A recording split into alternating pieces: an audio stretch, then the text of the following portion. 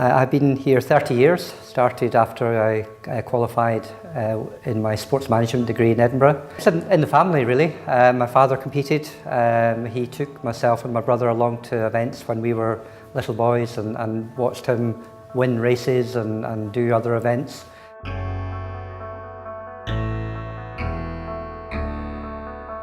As youngsters, my brother and I were very competitive. We still are. So much so on our driving test we both passed on our 17th birthday, but I'm a better driver because I passed at midday, he passed at 4 o'clock on his birthday. As a circuit, when you look back at the old black and white pictures, the venue, you wouldn't recognise it as Knockhill. Such are the changes.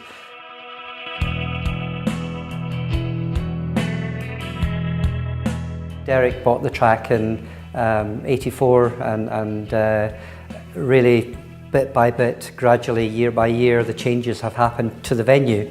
Well, I was always in love with the place. I used to race here as a young man on my motorcycle, and all the fun and the camaraderie of the sport and my fellow riders. And I was in business at the time anyway, so I had the means to raise some collateral, not all of it. I just couldn't resist it. Well, the opening I can hardly remember, but the opening race was 1974. The farmer at the time was running it with friends and officials, and it was a great thing for Scotland because there'd never been a full-time permanent racetrack. There'd always been part-time venues. Including the Scottish Grand Prix rider Neil Mackenzie. He and teammates Brian Morrison from Kirkcaldy and Steve Hislop from Hawick have brought with them not You just... live here, don't you? Yes, about 3 years ago. There's a sort of Swedish timber lodge here, and it was used for another business use at the time. It was a corporate building at the time, but we changed the operational way that we run Knockhill. So it was really left on its own at the far end of the circuit there. So I've converted it into a beautiful dwelling, open plan with log fire, a balcony viewing the track, and I'm night watchman as well if I need to be. Are you going to pass this down? What are you going to leave as your legacy? Well, my daughter's managing director here, Gillian Shedden, and she's doing a fantastic job running it for me. And when I can, I try and help. Yeah, so Gillian, my wife, she's the managing director here at Knockhill, which is great. You know, I was just the kids who had posters of cars on their walls, you know, and you know, I remember clearly, you know, coming to Knockhill for the first time with my dad, you know, as a young boy to watch touring cars. And you know, I was just, you know, it was dad and lad standing on the spectator bankings, watching the race and watching the atmosphere. And I was the, you know, the boy queuing up for the autograph sessions and the posters and things like that. And so that's how it started for me. Never in my wildest dreams did I think I would end up being, you know, in the position I am now driving in the series.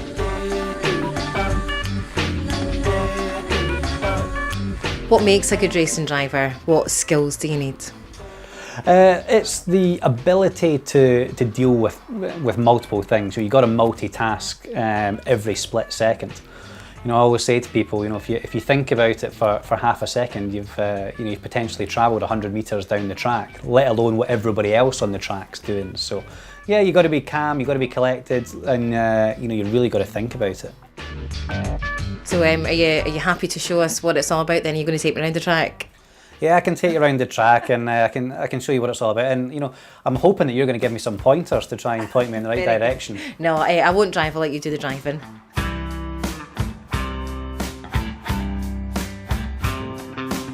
Did my first car race here at Knockhill, so and it was in a little old Fiesta XR2, so it was a proper old little car, but it was a one make series. The cars were very equal. It was cheap, and I needed that at the time. How many times do you think you've gone round this circuit? Oh, thousands, hundreds of thousands. Okay. Oh, I mean, I know every inch of the circuit, back to front. Yeah, definitely. Back, forwards, both directions. So it's about going and doing it. You know, the opportunity is there. Get yourself in a car, see if you enjoy it, and if you can have fun, then it's you know, such a rewarding sport. Do you want to go for one just slightly faster lap, just so you can see? So in the back, you'll get pushed into your door a little bit, yeah? But I mean, this is just a completely standard road car, so don't worry about it, you know. But we can head kind of, obviously it's wet as we head down in here as well. We can make it kind of turn, you can feel it slipping and sliding off the curbs, back into the left-hand side at the bottom. The car squirming, tyres looking for grip, you can feel it scrubbing.